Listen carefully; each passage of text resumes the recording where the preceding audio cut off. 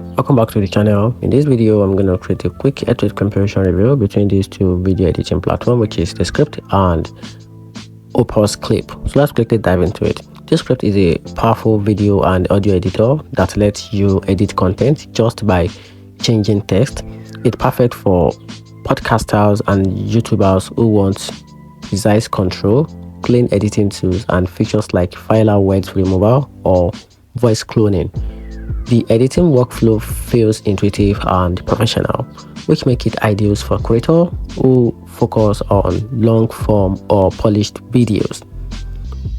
On the other hand, Opus Clip focuses on speed and automation.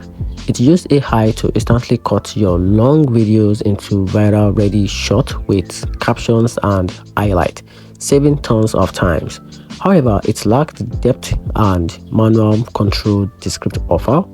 So, if you want creative control and pro quality edit, go with Descript.